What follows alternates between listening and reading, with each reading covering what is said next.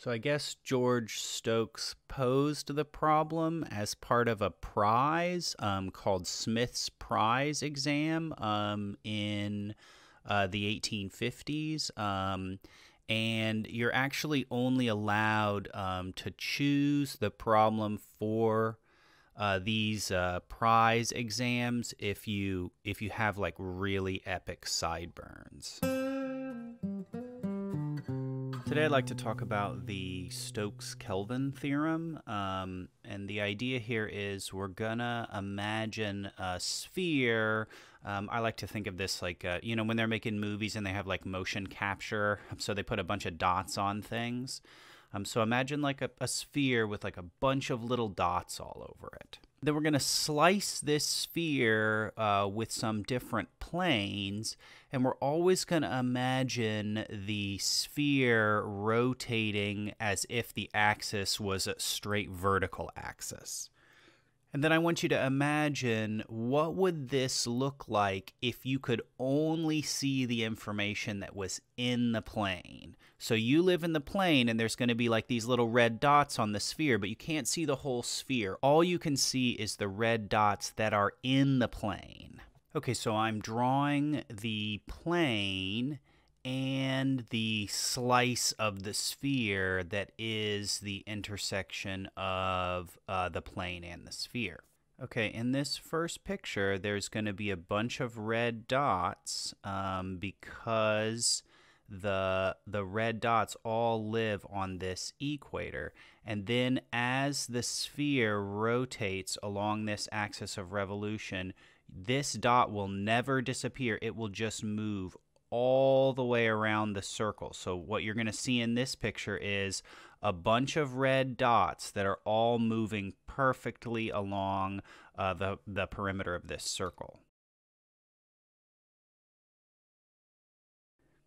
Okay, let's jump over to the last picture where the slice, the plane is kind of sliced vertically. Then what's going to happen here is like, let's just look at like this dot, right? Let's look at this guy right here. So we're focusing on this dot. So what's going to happen is he's going to move towards that slice, that blue circle. Just for a brief moment, he will touch the blue circle, and then he will be in the plane. And then immediately after that, he will rotate right out of the plane. So there's not going to be any movement at all. You're not going to see the dots move. All they're going to do is, if you lived in the plane, all you would see is a dot that would blink into existence and then blink away. Yeah, so this middle one is kind of the most difficult to understand. Let's focus on this dot right here. What would happen is, as he moved towards the circle, he would impact the circle for a second, and then because it was kind of at an angle, he would impact the circle and just move along the circle for just a little moment, and then he would disappear. See, like this guy right here, he would do that as well, right? He's going to, as he rotates around this way, he's going to hit the circle, and then this part right here, he will be in the circle for maybe like just this little piece right here. And then he will go out of the circle. Okay, so I want to try to establish a relationship between the plane and the sphere that is going to predict what you would see if you lived in the plane.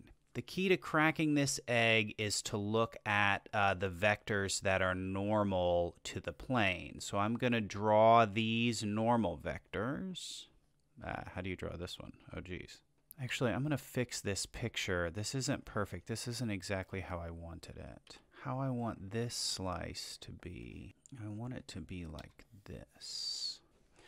Okay, I like this picture better. That way it kind of looks like these planes are kind of twisting this way around the sphere. Let's just check that this picture right here still makes sense after I fixed my plane. You see these dots right here, like this guy right here, as he moves towards that intersection, he's just going to touch the circle for a second, so he will blink into existence, and then immediately he will move out the other side of it and completely disappear from the point of view of the plane. Okay, so back to trying to figure out some kind of relationship between the plane and the rotation of the sphere that is going to predict how the dots are moving inside this intersection circle. In this first picture, observe that the axis of rotation is parallel to the normal vector of the plane, and that's when we get this behavior that the dots don't appear or disappear. They're always in the circle and they just keep moving around. And then in the picture on the far right, this is the complete opposite situation. You can see here's the axis of rotation, and the normal vector to the plane is perpendicular to the axis of rotation, and that's when we get no movement in the plane, right? The dots just appear and disappear. And then somewhere in the middle, when there is kind of an angle, but it's not perpendicular between the axis of rotation and the normal vector, then that's when you're going to get this kind of like intermittent appearance of the dots. They're going to kind of pop into existence for a second and move along, and then as they move out the other side of the intersection, they will disappear. So the takeaway here is that the more parallel the normal vector to the plane is to the axis of rotation of the sphere, the more visible the movement of the dots will be inside the plane. Okay, and then whenever you see something that is like bigger when it's parallel and smaller when it's perpendicular, then that should immediately trigger you to think that this is a projection. Remember, this is how the force acting in constrained motion works as well. When the force is more parallel to the direction of motion, then more of the force will actually be pushing on the cart. And then when they're perpendicular, none of the force would be pushing in the direction of motion. So there's got to be some kind of projection here, and the relationship is between the axis of rotation and the normal vector. So this means that we can measure the movement of the dots, how much movement is actually happening in the plane, by calculating a dot product. We can project the axis of rotation onto the normal vector to the plane. We have a fancy name for this. Remember that the axis of rotation, the axis of rotation and how fast the sphere is rotating, we measure that with the curl.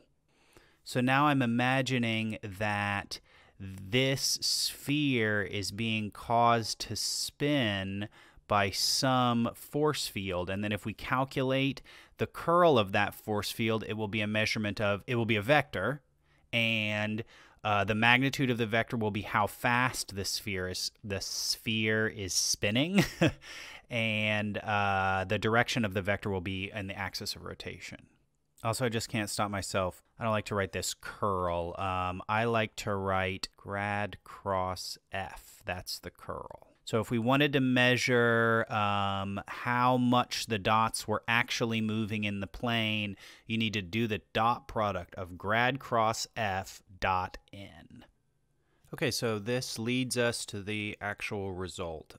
So we're going to have some kind of surface, and then on that surface, we're going to imagine a bunch of these little rotating spheres, and each one of those little rotating spheres is the curl. Then you're going to project the curl onto the normal vector, because that's going to kind of tell us the actual amount of rotation that's happening on the surface. Then you're going to add that up, and that's going to give you an amount of work.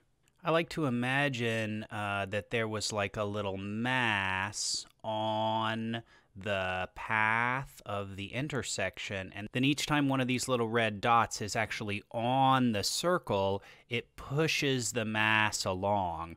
So the rotating sphere is doing a lot of work in this situation because the red dots are always in the circle, and the rotating sphere is not doing any work at all because these dots never move onto the circle. They just appear and then disappear.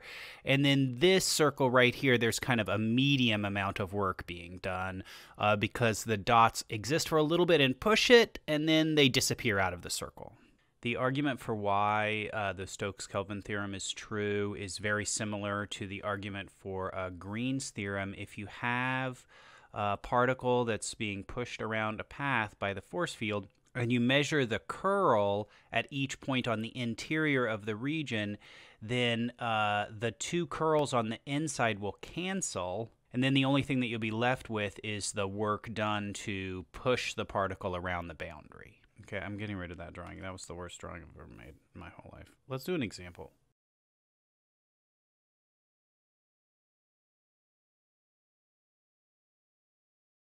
Okay, so here's the intersection of the plane in the first octant and these coordinate axes. So we're going to push a particle around the boundary of this plane. And I've given us kind of a crazy vector-valued function here that represents the force.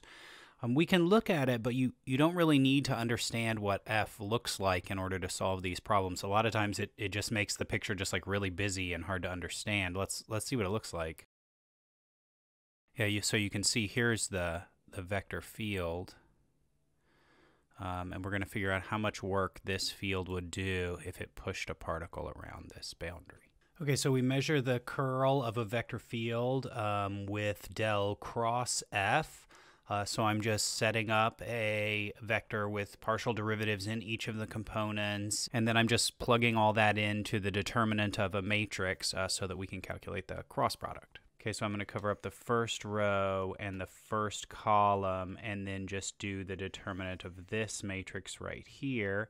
In order to do that, I will need to do del y of this minus del z of this.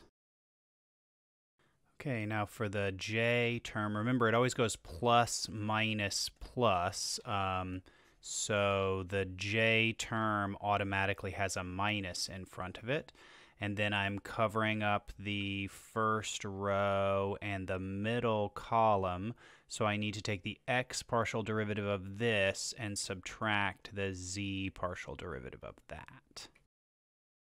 Okay, now for the k component of the curl, I just cover up these two columns and one more little diagonal method right here. Okay, maybe I made a bad problem. It doesn't really matter. I mean, I ended up with a lot of zeros in the curl calculation. That's fine.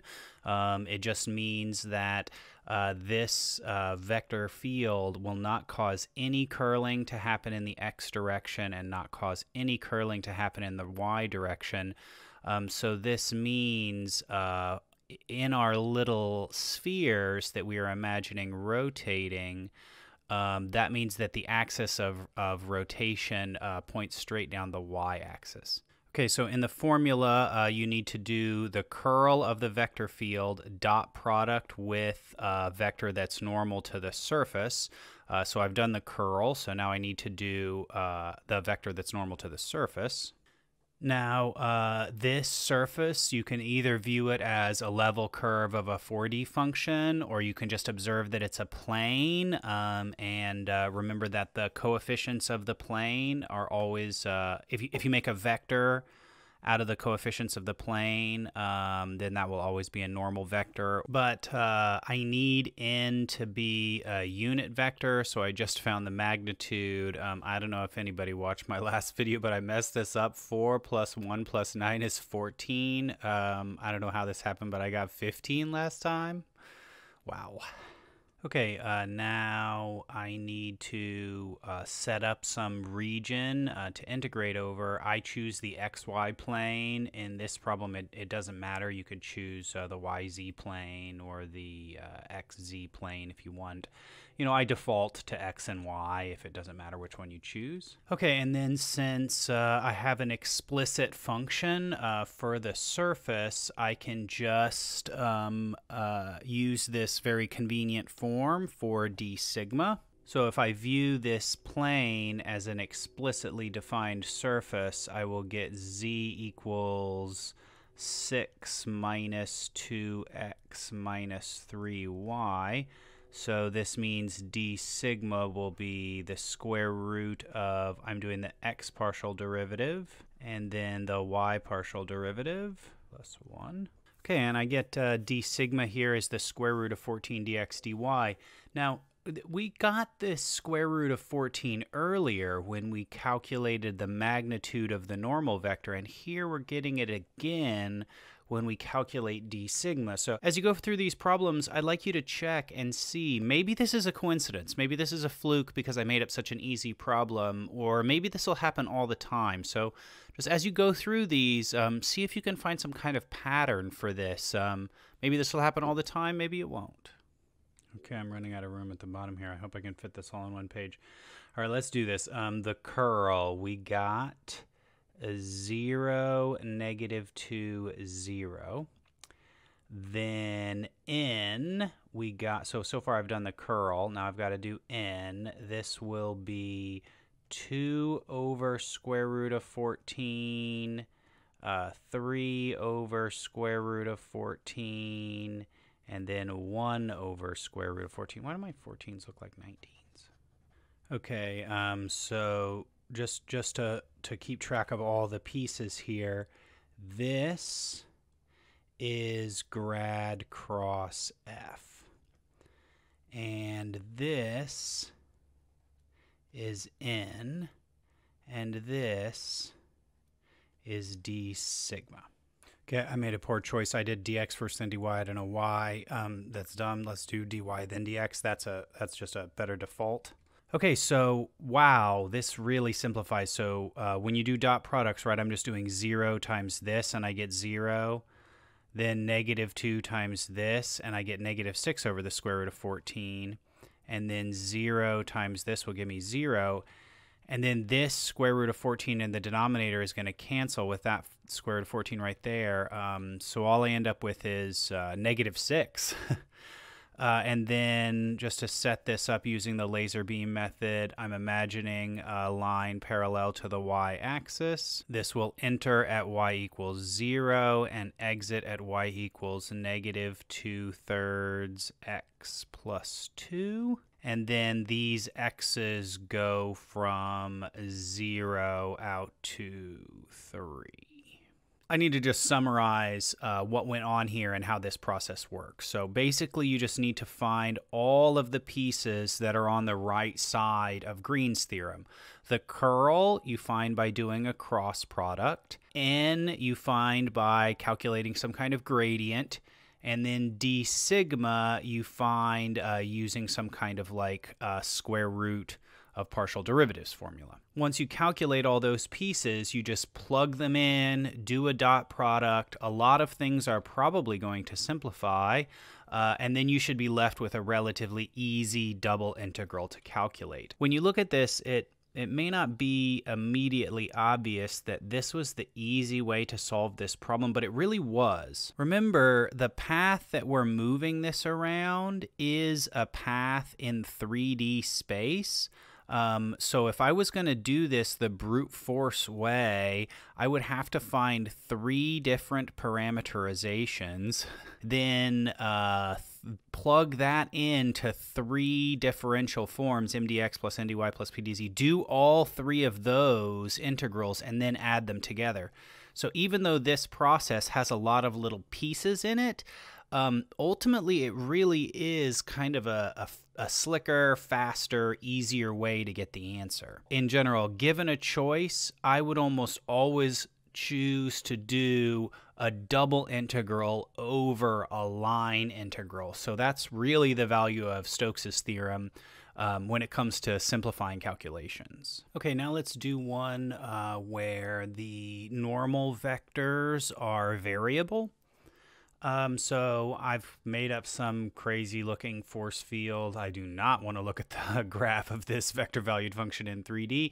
And then we're gonna have a circle in the XY plane, and we're gonna view that circle as the intersection of this downward facing paraboloid and the XY plane. Okay, so the first thing I'm going to do is find the curl.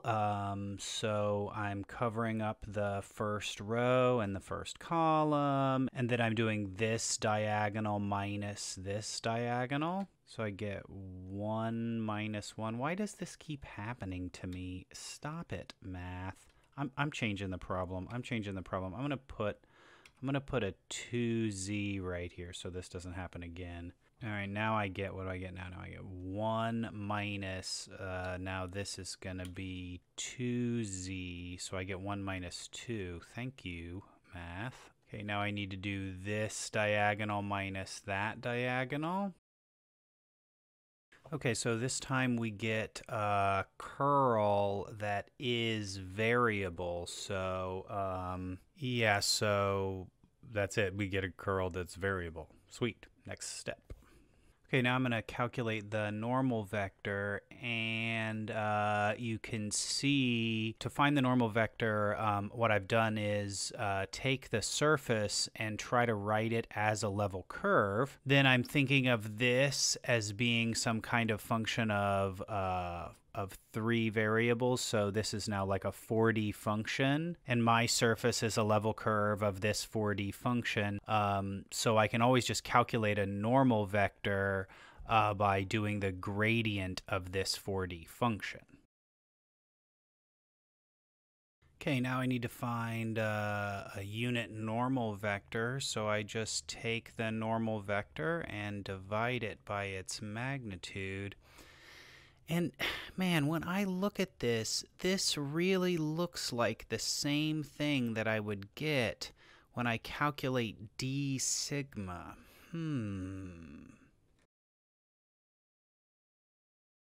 Okay, it's happening again. Man, this is starting to make me question if this is really a coincidence or if this is going to happen every time. Just at the end of the formula in Stokes' theorem, you have this nd sigma, and here that we're getting some things canceling as well. Just to be clear about where I got this, I used this, f sub x. I calculated the partial derivatives of this, f sub x and f sub y. So this means that nd sigma greatly simplifies. All these crazy square roots that we had in the denominator just went away, which is brilliant. This is really going to make the working out the integral at the end much easier. Okay, so now to graph the region in 2D, I'm just considering the intersection of the surface and the xy plane, and I get a circle of radius 3. Okay, so just to keep track of the parts, how I plugged everything in, this piece right here is the curl, grad cross f, and this whole piece right here at the end, all of this is n d sigma. Okay, I swear this, I'm not doing this on purpose, but I just keep making up problems where everything cancels. So anyways, I'm doing this cross product. So negative 1 times 2x gave me negative 2x. Then negative 1 times 2y gave me negative 2y. And then 2y times 1 gave me 2y. So sweet, these things are going to cancel out later. Now, since I switched to polar, x is going to have to become polar. So I'm going to make this r cos theta. So this thing right here was x. And then dy dx, this right here is really dA. So in polar, I'm going to make this r dr d theta. And we've done it. There we have used Stokes' theorem to set up an integral for the work to move a particle counterclockwise around this circle. This is really, really wild, because actually I didn't have to use Stokes' theorem. I could have just viewed this purely as a two-dimensional problem and used Green's theorem. And since both of these things represent the work to move this particle around this circle, I have to get the same answer. So that's crazy. But that's not the only way that we could have viewed this circle, right? It also could have been the intersection of a sphere and the xy plane, and we would have gotten the same answer. So there's actually some really crazy things going on behind the scenes here in math, that we can set up a bunch of different integrals, and even without working them out, we can know that all three of them are going to represent the same thing, the amount of work to move some particle around a circle. So wow, this means that there's like whole classes of integrals. Anytime you take some surface that satisfies Stokes' theorem that has this intersection in the xy plane, you're going to get the same answer when you do this integral. That, to me, that's really mind-blowing. So here's a little introduction to Stokes' theorem. There's a lot of other really neat